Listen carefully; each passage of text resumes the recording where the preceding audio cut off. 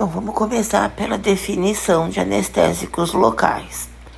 Então, são drogas, obviamente, utilizadas localmente, bloqueando naquele local a condução do impulso nervoso, tá? Dependendo de onde e de como você está atuando, você inibe a sensibilidade ou inibe a sensibilidade e a atividade motora, tá? Nos casos de anestesia raquidiana, epidural, aí você consegue eliminar também a motricidade, tá?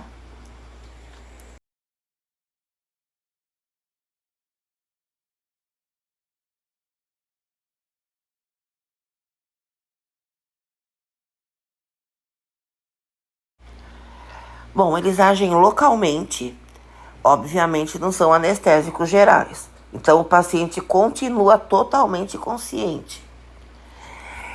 E você não tem ação analgésica. Mas o paciente não vai perder a sensibilidade? Ele vai, tá? Só que ele vai perder a sensibilidade, nós já vamos ver, porque a transmissão nervosa fica interrompida. Você não está agindo na interação droga-receptor, por exemplo.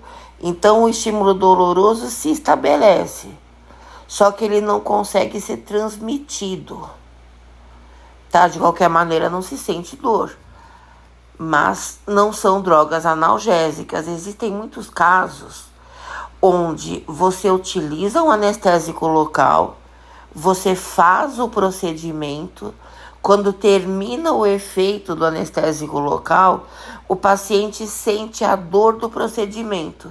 Isso acontece muito em anestesia odontológica.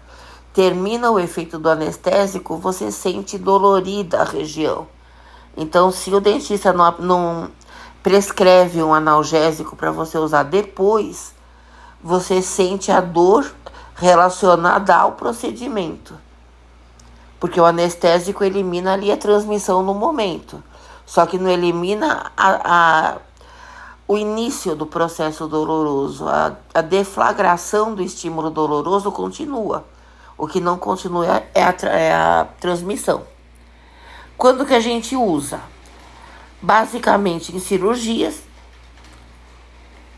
Então, seja ela uma anestesia local, oftálmica, odontológica, uma anestesia um pouco maior, mas ainda local, raquidiana, epidural, onde você altera na medula a transmissão do estímulo, então você perde a sensibilidade e também a motricidade numa parte do corpo, e não só onde você injetou, tá? Então, numa região do organismo maior, tá inervada por aqueles nervos que você está bloqueando, tá?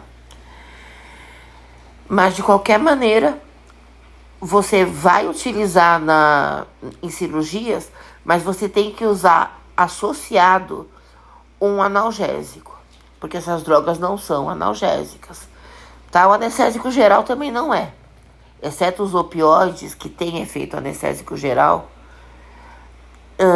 Dependendo da droga e dependendo da dose, os outros anestésicos gerais também não são analgésicos. Você tem que usar um analgésico associado, que normalmente é o opioide.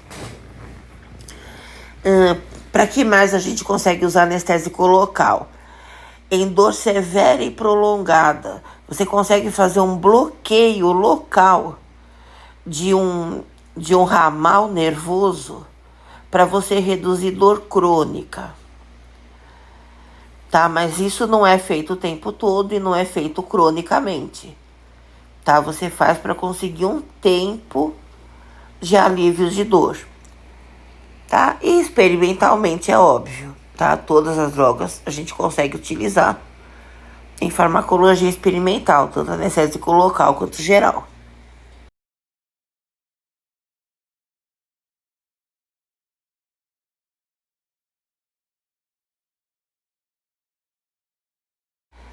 Existem inúmeras formas de você retirar a sensibilidade de uma região do organismo, tá? Isso de forma temporária. Você pode reduzir a temperatura do local, tá? Isso é fácil. Segura uma pedra de gelo na mão, você vai perceber que fica como se fosse anestesiado. Tá? Isso é feito com uma substância química também chamada etilcloreto. Ela reduz a temperatura naquela região ali. Você pode aplicar alta pressão, quando você está apertando muito um local, ele não dói. Hipóxia, você pode reduzir a oxigenação do tecido, então você reduz a transmissão ali do impulso dos nociceptores, que são os receptores de dor. Você consegue fazer um bloqueio irreversível de nervos, administrando quinina, etanol, ureia, então substâncias que são neurotóxicas. Se você injetar no nervo, você injeta encostada ao nervo essa substância, você faz com que aquele pedaço da região fique para sempre sem o funcionamento da inervação local. E existem os anestésicos reais que você usa em cirurgia, você usa em neurologia, você utiliza para redução de dor. E qual é a definição desses anestésicos usados em terapêutica? Drogas que aplicadas em alguma fibra nervosa, tá, em concentrações específicas, irão produzir o bloqueio reversível da condução axonal sem despolarização. Como assim? Você bloqueia a transmissão do impulso nervoso. Lembram que para você transmitir um impulso tem que existir despolarização? O sódio entra, o potássio sai. Essas drogas impedem que o sódio entre, normalmente. Então você impede que a condução através dos neurônios se faça, porque você não permite que eles despolarizem.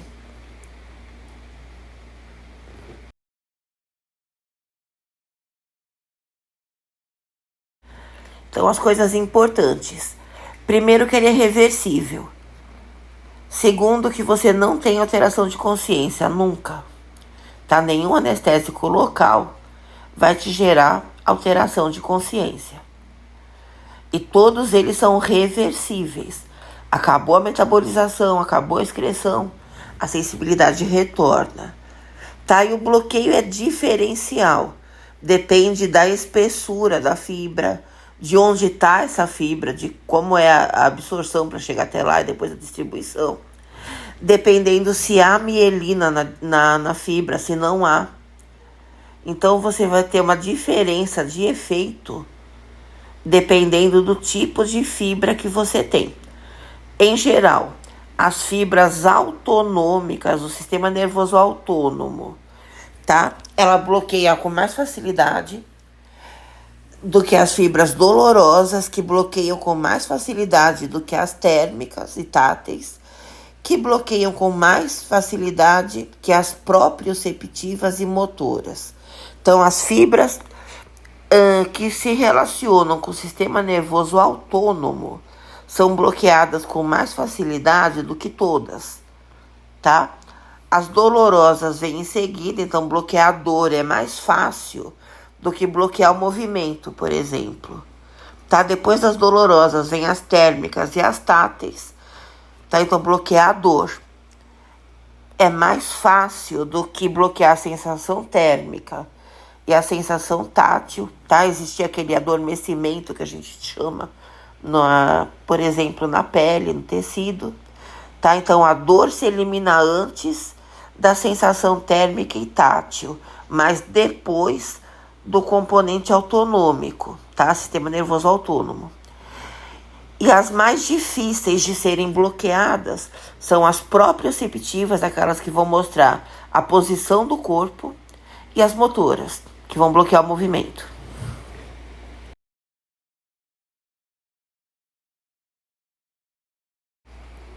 A gente pode classificar os anestésicos locais do ponto de vista químico, da estrutura química. Então, a gente classifica em ésteres, que tem a estrutura representada aqui na parte de cima do desenho. C dupla O, O. Tá? Faltou aqui a ligação entre o C e o O. tá? Mas tem uma ligação aqui que não saiu na figura. E a de baixo é uma amida, COONH. Isso é uma amida, tá? E todos eles têm uma amina terciária, que é essa parte aqui da direita das duas estruturas, NR1, R2. Isso aqui é uma amina, tá? Isso é a parte hidrossolúvel da molécula, tá? Essa parte em azul, NR1, R2, tá? É a parte que vai dar a solubilidade em água. E a parte aqui da esquerda, a parte do anel benzênico, anel aromático, vai te dar a parte lipossolúvel da estrutura. Ou seja, os anestésicos locais, eles são o que a gente chama de anfifóteros. Eles são tanto hidrossolúveis quanto lipossolúveis, tá? E essa parte aqui do meio, que é a parte vermelha, que vai dizer se a droga é um éster ou uma amida, vai dar normalmente o tempo de efeito da droga e o tempo que demora para ela instalar o efeito, tá? Se é uma droga de ação lenta, de ação rápida, de ação intermediária, em geral a gente vê isso aqui no meio, se é éster ou se é amida, tá?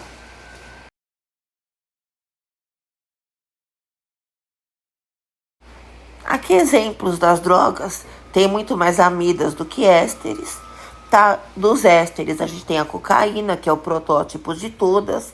Sim, cocaína é um anestésico local e foi usada por muito tempo como anestésico local. Só depois que se perceberam as potencialidades de droga de abuso que ela tem. Mas antes ela era usada como anestésico local. A gente tem a procaína, tetracaína, benzocaína, tá? Cloroprocaína, tem vários. E a gente tem as amidas. Lidocaína, que é mais importante, prilocaína, dipucaína, mepivacaína, etidocaína, ropivacaína, que é uma bem moderna, tá? E a bupivacaína, que também é bastante usada.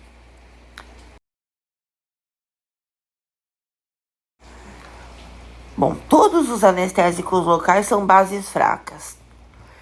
Obviamente, eles são altamente lipossolúveis, porque como nós vamos ver, você vai precisar que a molécula do anestésico local se difunda pela membrana até o canal de sódio, tá? Elas vão agir no canal de sódio, nós vamos ver.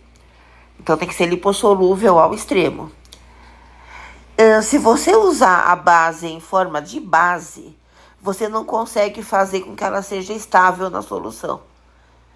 Então, você não tem como manipular esse medicamento. Você não vai conseguir colocar isso num frasco para a pessoa pegar com a seringa e injetar. Porque isso daí é instável em solução. Então, você não usa em forma de base, você usa em forma de sal. Tá? Por isso que a gente tem cloridrato de lidocaína, cloridrato de bupivacaína, tá? Cloridrato de procaína. Então, você usa em forma de sal, porque o sal é estável na solução. Só que não é o sal que vai agir. Na hora que você injetou, quem vai agir é a base, tá? É a parte básica da substância, a parte base fraca.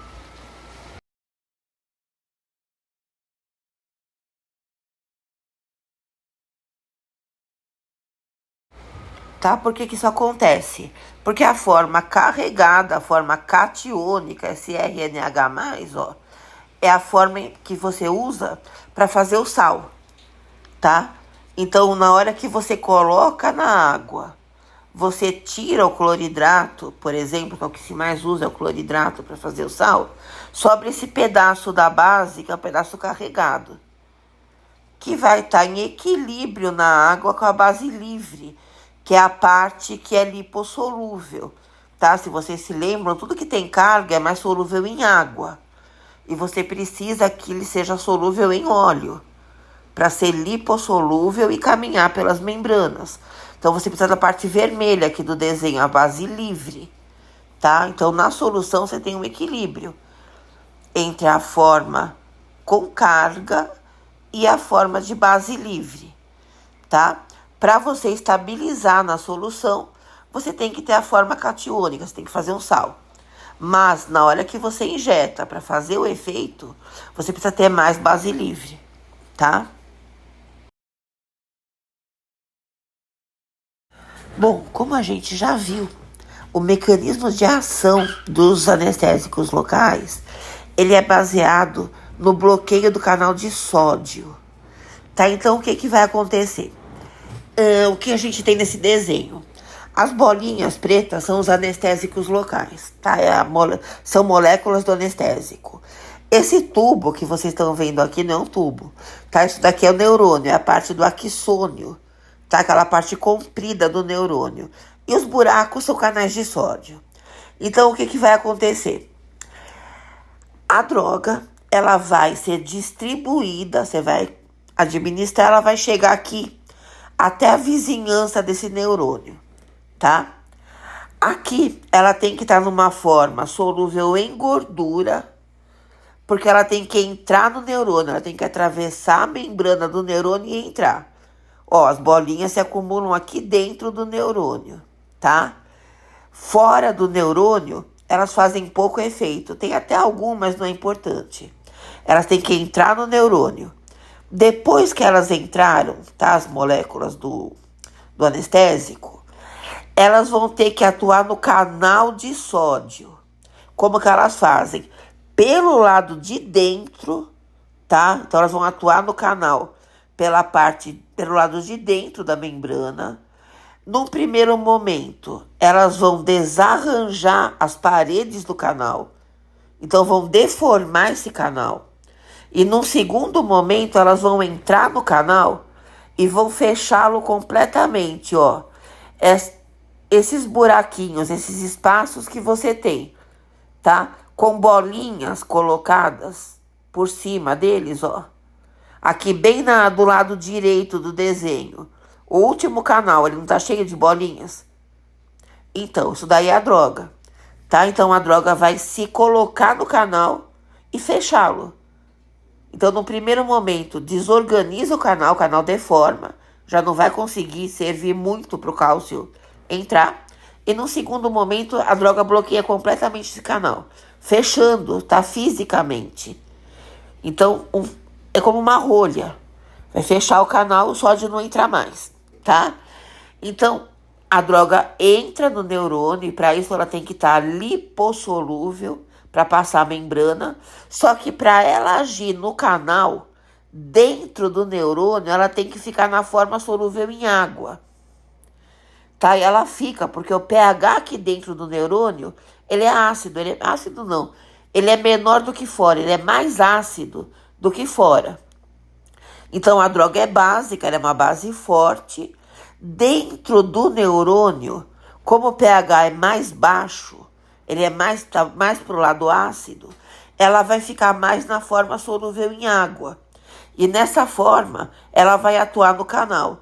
Por quê? Porque nos canais iônicos tem água dentro. Tá? O canal iônico é uma proteína, tá? Com água dentro. É uma proteína que forma as paredes, forma um tubinho proteico, e dentro desse tubo tem água.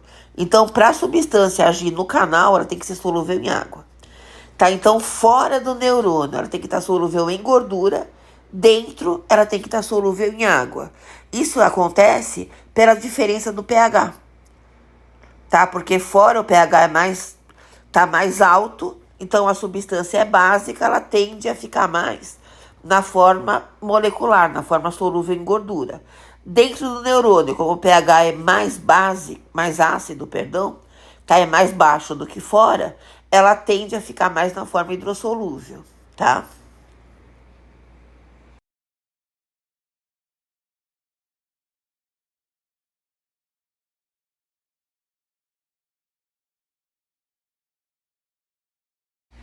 Tá? Então vamos ver melhor esse mecanismo relacionado aos canais de sódio, que é o mais importante de todos.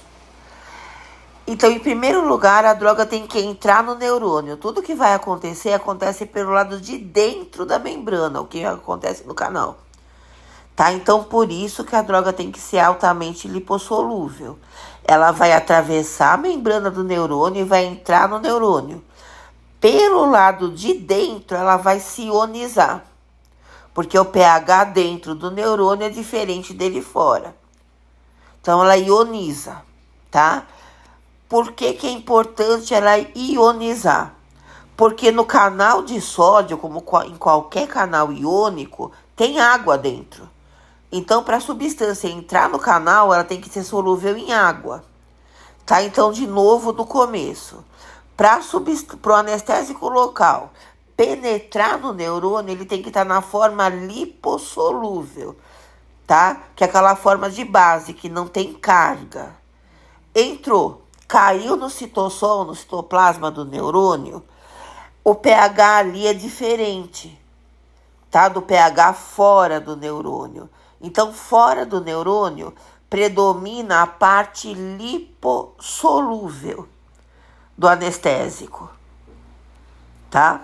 Dentro do neurônio, predomina a forma hidrossolúvel, a forma com carga, tá? E a molécula foi desenhada para isso, ela foi sintetizada, ela foi desenvolvida para isso, para ionizar lá dentro.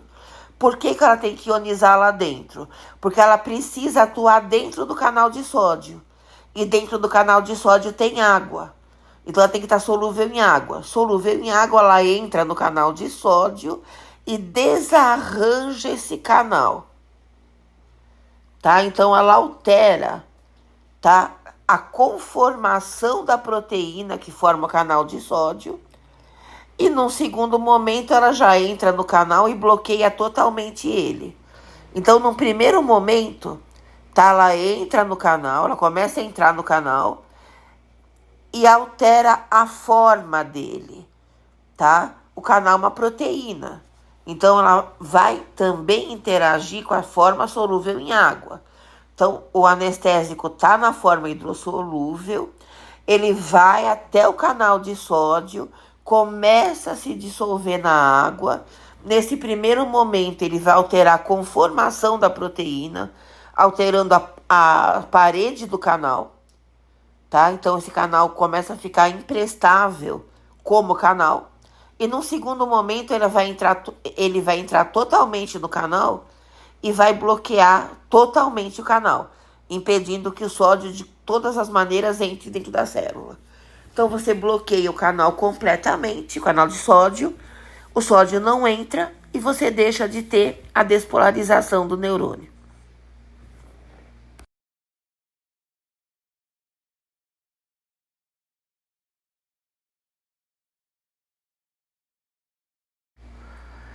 Bom, nós vimos uma classificação dos anestésicos locais química, de acordo com a estrutura, que é a mais usada pelo farmacologista. Mas a gente tem a classificação clínica, que é a mais usada pelo anestesista, que tem a ver com a duração do efeito.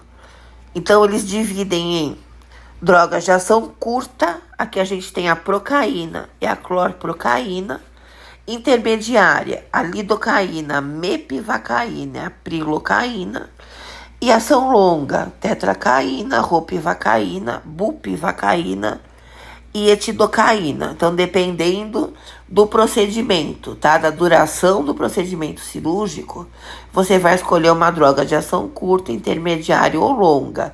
De forma geral, os ésteres têm ação curta, tá? Sempre não, mas de forma geral.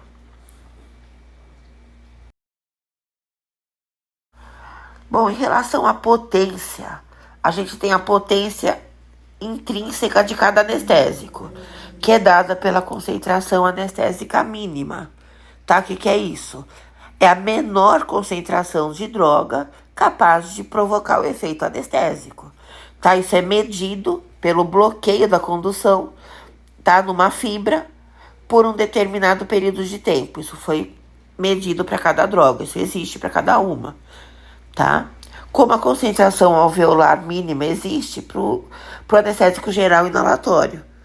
A menor concentração dentro do alvéolo que tem capacidade de gerar efeito anestésico, tá? Aqui é a mesma coisa. Só que dentro do organismo, a gente tem fatores que alteram a potência da droga. A potência, então, você tem uma potência esperada porque a droga tem aquela potência esperada, mas dentro de cada organismo você tem alterações, tá? Dependendo das intercorrências que estão acontecendo ali. Por exemplo, alterações eletrolíticas, alterações de íons no sangue. Em geral, redução do potássio, hipocalemia no sangue, e aumentos de cálcio, hipercalemia, tá? Antagonizam o bloqueio pelo anestésico local. Então, você tem mais dificuldade de promover anestesia local quando o paciente está em hipocalemia, em hipercalcemia ou nas duas situações juntas, tá? Então, por exemplo, o paciente está desidratado por queimadura, por vômito, por diarreia. Então, ele está com pouco potássio no sangue. O paciente toma um diurético que excreta potássio. Está com pouco potássio no sangue. O paciente está usando um diurético que aumente cálcio no sangue. O paciente sofre do coração, usa uma droga X que aumenta cálcio no sangue, que vocês vão ver nas aulas específicas. Tá? O paciente tem uma arritmia cardíaca, pode estar usando drogas que alterem cálcio no sangue. Tá? Algumas aumentam.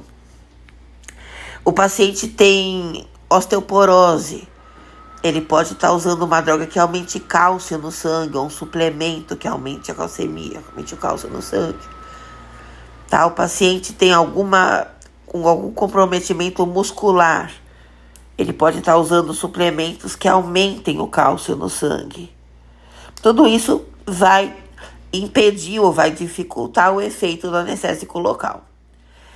Frequência da estimulação. O que é frequência da estimulação?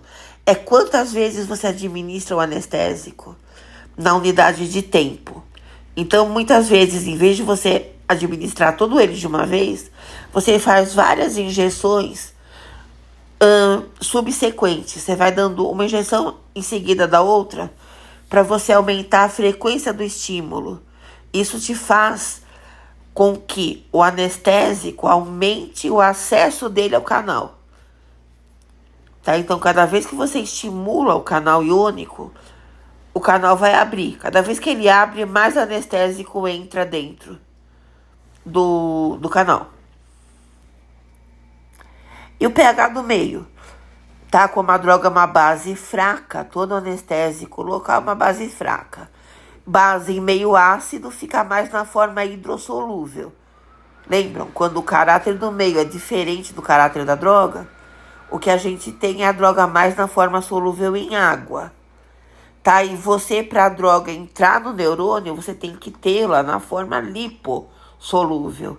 Então, se fora do neurônio o meio está mais ácido, a droga vai ionizar, vai ficar na forma solúvel em água, não vai entrar no neurônio e não vai fazer efeito. Que para fazer efeito, para ela agir no canal iônico, ela tem que estar dentro do neurônio. Tá? Ela tem que entrar. Ela só age de dentro para fora. Ela age no canal iônico, entrando pelo lado de dentro, pelo canal de sódio.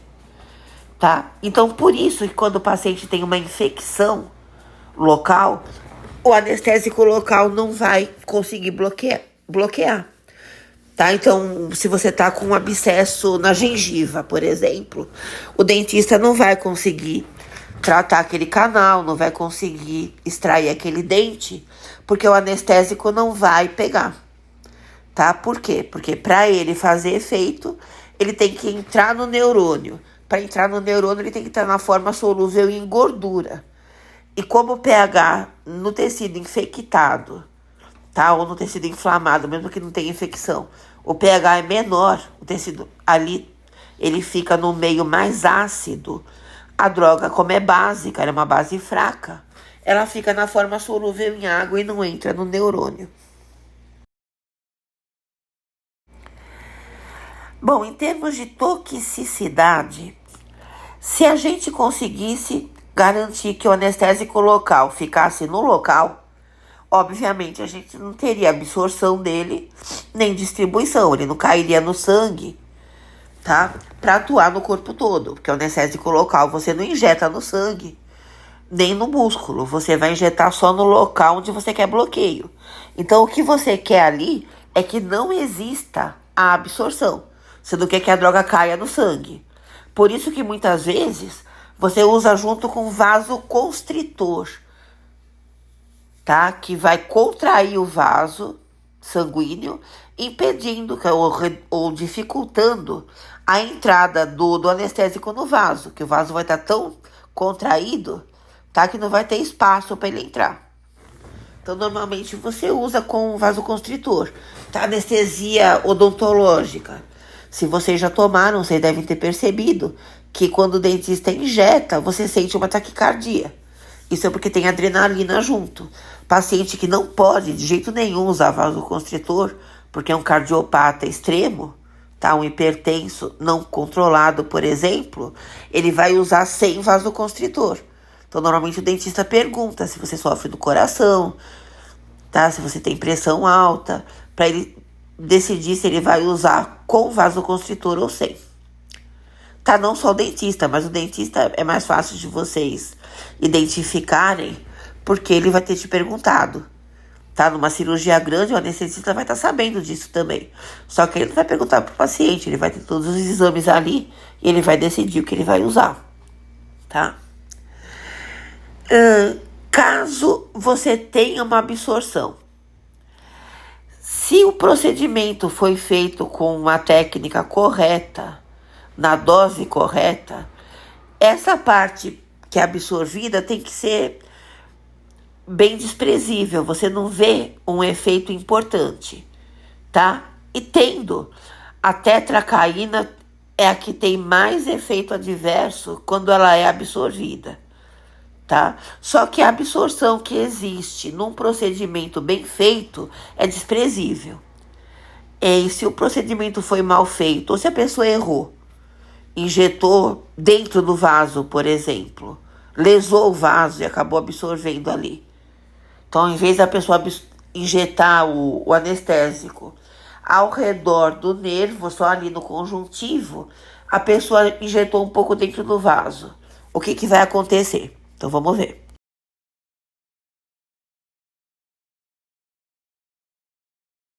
Bom, aqui a gente tem alguns exemplos, tá, de efeitos adversos. O que pode estar acontecendo quando a gente utiliza um anestésico local e ele é absorvido. Bom, a cocaína, ela vai bloquear a recaptação de noradrenalina na periferia e dentro do cérebro também a de dopamina. Então, você tem todos os efeitos cardiovasculares da NOR, tá? Hipertensão, taquicardia, sobrecarga do rim, e os efeitos no cérebro do aumento tanto da NOR quanto da dopamina. Então, alucinações, delírios, estimulação da via da recompensa, tá? Por isso que ela é uma droga de abuso. E a cocaína é um éster, tá? Foi a primeira usada, ele é o protótipo de todas elas. Só que hoje em dia, obviamente, ela não é usada como anestésico. Em experimento, talvez, tá? Experimentalmente, existem alguns modelos que usam ela como anestésico, mas só experimentalmente, na terapêutica não. Bom, a lidocaína, que é a xilocaína, que é muito utilizada na anestesia odontológica. Então, ela é o padrão das amidas. Tá? Ela é uma amida, ela é o padrão delas. Se ela for absorvida, ela pode causar vasodilatação, mais um motivo para você utilizar junto com o vasoconstritor, ainda que seja só para compensar essa dilatação. Porque quanto mais vasodilatação, mais você tem o risco de absorver. Você também tem ação no coração, você reduz a excitabilidade do coração. Inclusive, a lidocaína é usada como antiarrítmico, só que aí ela é usada sistemicamente, você vai utilizar para absorver. Mas, se você utilizar como anestésico local e ela for absorvida numa quantidade importante, você vai ter uma arritmia cardíaca como efeito adverso. E dentro do sistema nervoso central, se uma dose elevada foi absorvida, normalmente o que você vai ter são convulsões, tá? A prilocaína. A prilocaína também é uma amida, e se ela cair no sangue, se ela for absorvida, ela pode causar metahemoglobinemia, tá? Esses são os eventos mais importantes que você vai ter com os anestésicos locais, mal utilizados.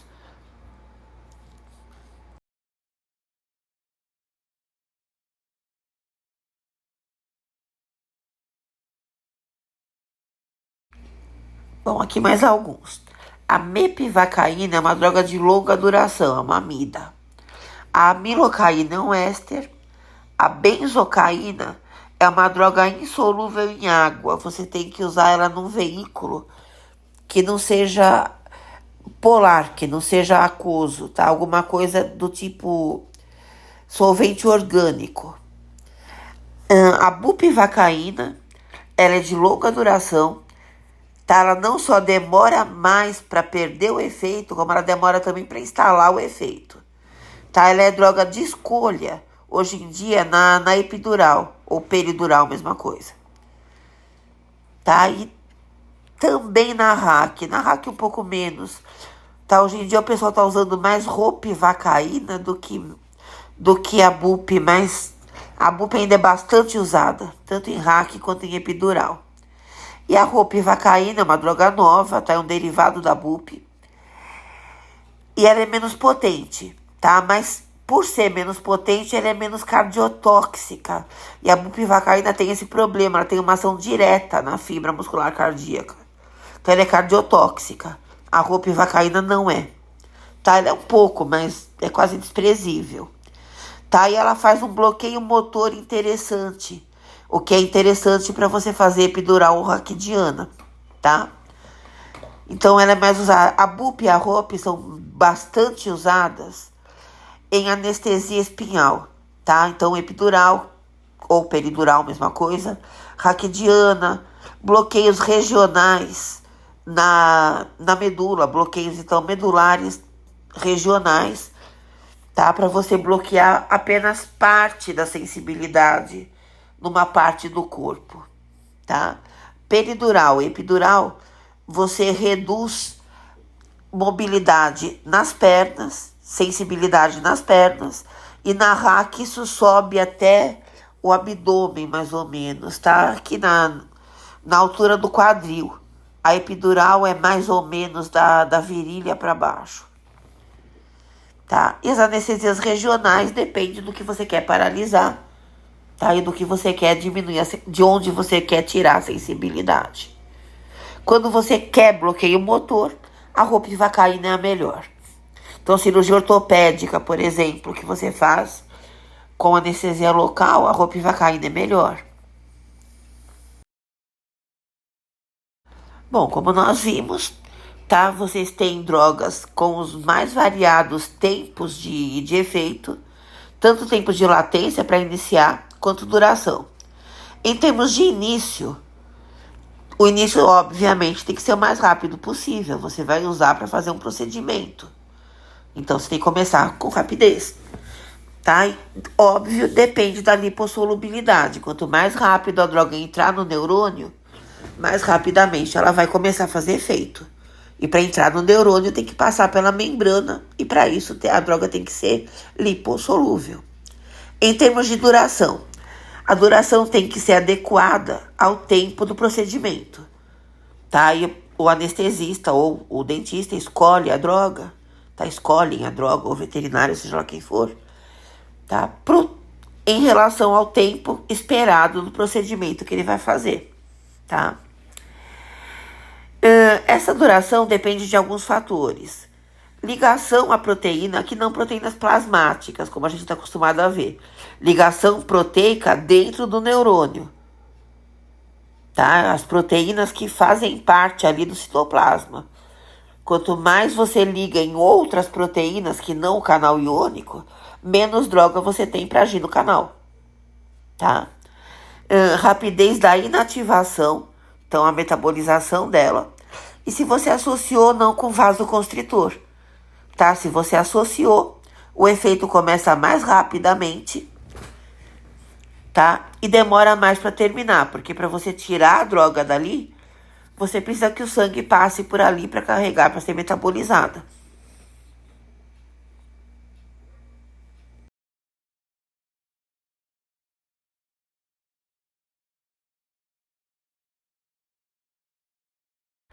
Então, em termos de biotransformação, os ésteres em geral são metabolizados no plasma, tá? Por uma enzima chamada pseudocolinesterase, que é um tipo de acetilcolinesterase, mas ela quebra qualquer coisa que tenha colina, tá? Então, é uma enzima que só tem no plasma e ela quebra ésteres de colina, tá? Então, sendo éster, a pseudocolinesterase consegue quebrar. E as amidas são metabolizadas quase totalmente no fígado pelo P450, tá? E praticamente toda ela, todo anestésico local é excretado pela urina, a excreção é renal, tá? E como a gente já viu, são bases fracas. Sendo bases fracas, se a urina tiver ácida, você aumenta a quantidade solúvel em água e aumenta a excreção, tá? Então, para você aumentar a excreção do anestésico local, inalterado, você vai tornar a urina mais ácida, tá? Então, assim, a maior parte do anestésico local vai sair na forma inalterada, tá? Vai sair como anestésico, vai sair na forma que ele entrou, tá? Pela urina. Se você acidifica, você aumenta a possibilidade de excretar, porque você aumenta a forma hidrossolúvel. O que for metabolizado, tá? Vai ser metabolizado no plasma, no caso dos ésteres, ou no fígado, no caso das amidas, pelo P450.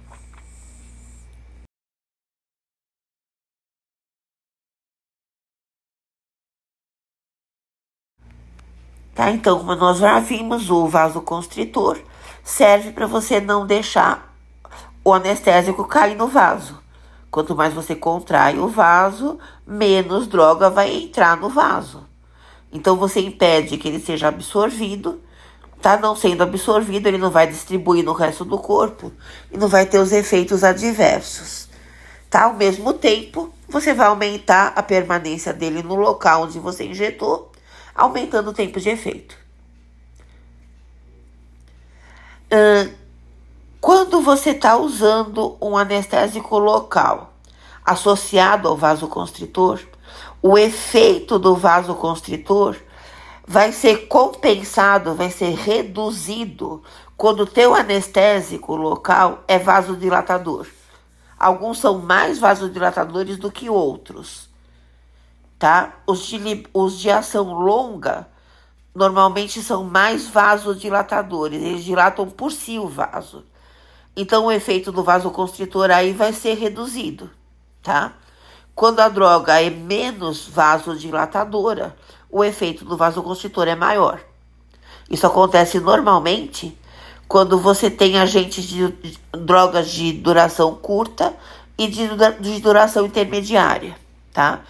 As drogas de duração longa, de longo efeito, elas vão dilatar mais os vasos e vão reduzir bastante o efeito do constritor que você usa junto.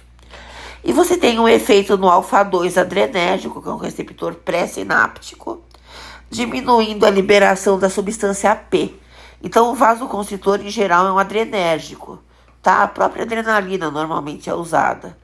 Adrenalinagem no receptor alfa-2 tá reduzindo a liberação de tudo que aquele neurônio vai produzir, tá? Se é um neurônio que produz substância P, ele vai reduzir a liberação da substância P. E substância P é o mediador da dor. Então, é um efeito que já se soma ao efeito anestésico, tá? Reduzindo o efeito da substância P, o efeito de transmissão do impulso doloroso. De novo, por quê? Porque o vasoconstritor, ele normalmente é adrenalina, a própria adrenalina, ou um derivado, é uma droga adrenérgica, que vai agir no receptor alfa-2, que é pré-sináptico, tá? Reduzindo a liberação daquilo que a fibra produz. Na fibra que produz substância P, vai haver uma redução da liberação.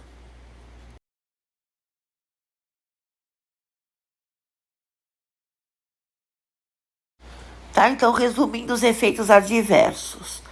No sistema nervoso central, em doses tóxicas, você vai ter convulsões, tá? Porque você vai ter uma inibição das inibições e vai ter uma excitação. Em doses já letais, então doses mais tóxicas, tá? Doses que já te levam na overdose, você vai ter uma depressão central, com zumbido, visão turva, náuseas, vômitos, fala arrastada, intranquilidade, excitação, desorientação, tremores e aí convulsões ainda mais graves. Tá? Então, em doses tóxicas, doses acima das terapêuticas, mas ainda não letais, doses administráveis. Só o que é importante é a convulsão. Você tem que bloquear a convulsão. Em doses já mais elevadas, que já vão no nível da overdose, na dose já letal, ou próximo da dose letal, você tem efeitos depressores e efeitos estimulantes. Tá? E aí você tem que já que colocar o paciente normalmente no coma induzido, tá? E tratar esses efeitos. Tá? Tratar tanto a depressão, normalmente com anfetamina, quanto as excitações que em geral são colinérgicas, tá? Zumbido, visão turva, náusea. Isso é um efeito anticolinérgico.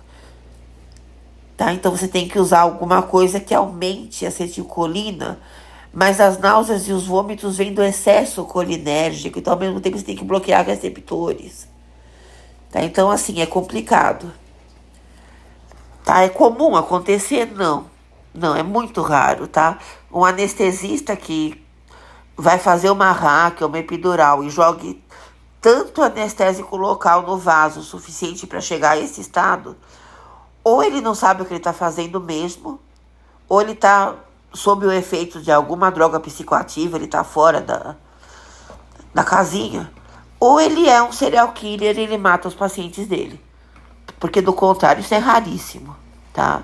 Tem que entrar muito anestésico no vaso para acontecer isso.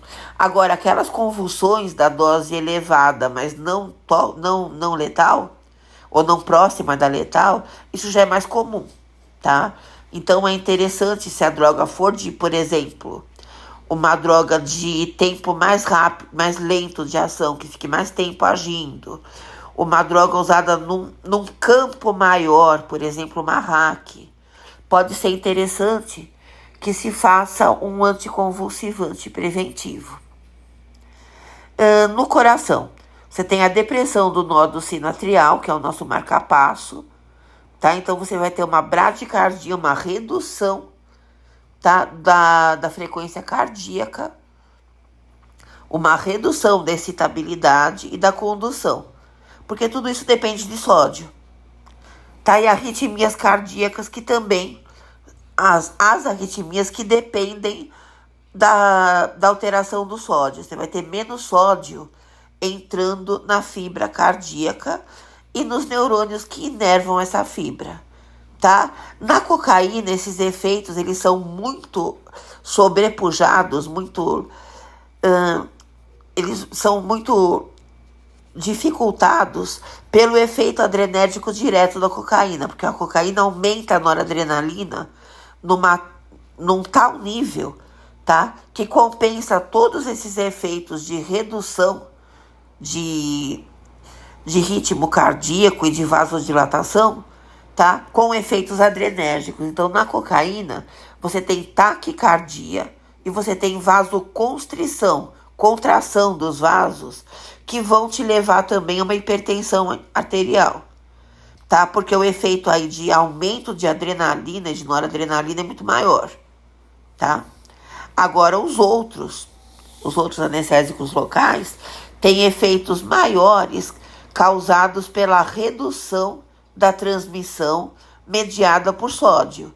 Então, aí sim você tem uma redução da transmissão no coração e nos vasos.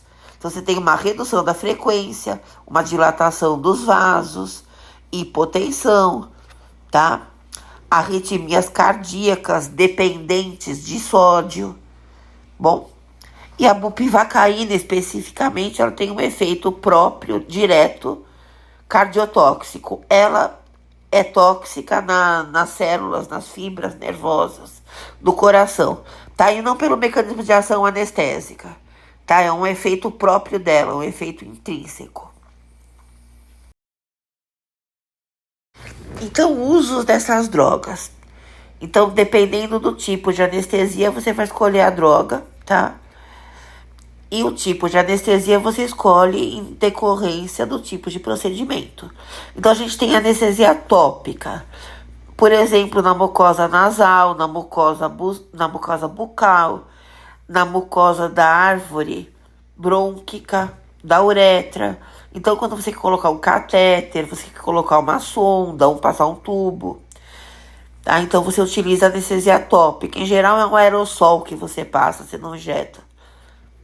Tá? E mesmo a anestesia tópica que você faz para depois injetar. Você vai fazer uma injeção numa criança, você faz um anestésico para não sentir a picada. O dentista vai fazer uma anestesia local, ele passa uma pomada anestésica tópica para o paciente não sentir a picada que ele vai fazer. Bom, anestesia infiltrativa, que é sob a pele. Então, quando você vai fazer um procedimento na pele, tá? Então, uma cirurgia dermatológica, um procedimento estético. Então, você faz ali sob a pele. E agora bloqueios regionais, que aí já são bloqueios de troncos maiores de nervos. Aqui você tem basicamente a raquianestesia, que ela é feita no subaracnoide. Então a gente tem 3 membranas, tá, no sistema nervoso central. A dura mater, a pia mater e a aracnoide, tá? Então, abaixo da aracnoide você faz a raque. Daqui a pouco a gente vê um desenho. Vocês vão ver melhor onde fica, tá?